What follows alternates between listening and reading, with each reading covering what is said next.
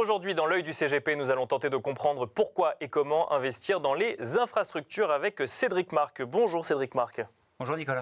Vous êtes président de Patrimonio Finance. Alors un petit mot du pourquoi quand même, ou en tout cas de la compréhension du contexte. Que veut dire investir dans les infrastructures, Cédric Marc? Alors, lorsque vous voulez tout d'abord investir par exemple dans un réseau éolien ou solaire, lorsque vous voulez verdir le transport ferroviaire, ou lorsque vous voulez, ça c'est un gros élément de décarbonation, lorsque vous voulez en fait investir dans la décarbonation et la modernisation du chauffage collectif ou urbain, là vous investissez dans des infrastructures. D'accord.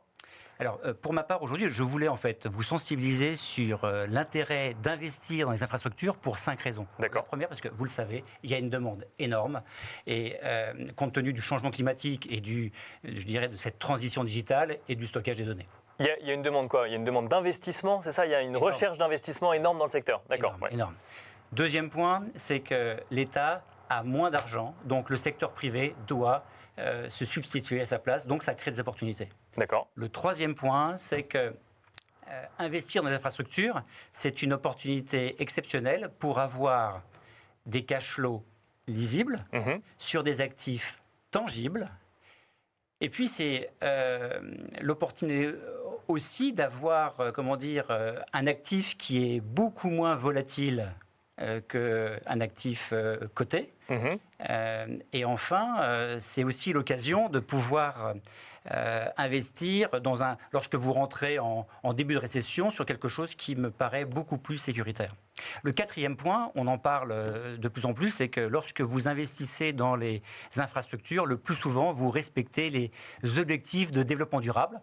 Alors, principalement, l'ODD 13, c'est l'ODD qui est dédié à l'infrastructure, qui a pour mission de développer l'industrialisation. Bien sûr. Et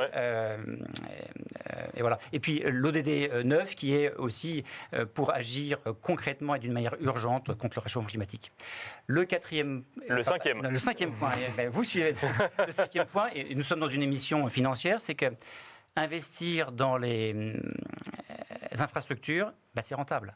Vous avez deux possibilités d'investir. Soit vous êtes porteur obligataire, et dans ce cas-là, c'est-à-dire créancier, donc là vous êtes en droit d'obtenir une rentabilité aux alentours de 7%, soit vous êtes actionnaire, et là vous êtes en droit de demander une rentabilité entre 8 et 12%. C'est intéressant parce que quand vous nous parlez d'investissement dans les infrastructures, ce qui revient souvent, c'est dans les énergies renouvelables. C'est là où il y a de la demande aujourd'hui. On n'est pas sur des constructions de ponts, des constructions de bâtiments publics, mais plus vraiment sur de l'énergie renouvelable, éolien, solaire ou autre. C'est aussi de la fibre. C'est la rénovation d'un système de chauffage urbain, etc. Ça va être la gestion des déchets. Bien sûr, autant de sujets en lien avec l'économie de demain, par exemple. Exactement. Et puis, ce que je trouve qui est particulièrement intéressant par rapport à ce momentum, c'est que c'est un secteur qui est très lié au niveau des taux d'intérêt. Et aujourd'hui, compte tenu, de la remontée très importante depuis 18 mois des taux d'intérêt, on a un niveau de valorisation de ces actifs qui est pré-Covid. Et c'est pour ça, en fait, que moi j'avais envie de vous présenter en fait deux fonds qui me paraissent intéressants en fonction de votre sensibilité au risque. Soit c'est un fonds qui s'appelle Generali Infrastructure, qui a plutôt une couverture européenne, qui est éligible uniquement dans les fonds, lorsque vous êtes dans un contrat d'assurance vie ou vous êtes client Generali. Et puis il y a un autre fonds qui s'appelle MG Listed Infrastructure, qui a une couverture internationale et qui me paraît très intéressant à investir compte tenu de la valorisation des actifs aujourd'hui. Pour finir, Cédric Marc, que répondre à ceux qui disent les infrastructures, tout le monde y allait il y a un an, le moment est passé? C'est-à-dire qu'effectivement, là on a un point d'entrée entre moins 10 et moins 12, avec une lisibilité du chiffre d'affaires, quelque chose qui est indexé sur l'inflation, les recettes.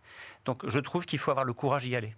Mais à l'image d'ailleurs de ce qu'il faudrait faire sur des foncières qui sont extraordinairement décotées. Il faut avoir le courage d'y aller parce que peut-être que dans 2 trimestres, compte tenu de la baisse des taux d'intérêt, il y aura un très gros accélérateur.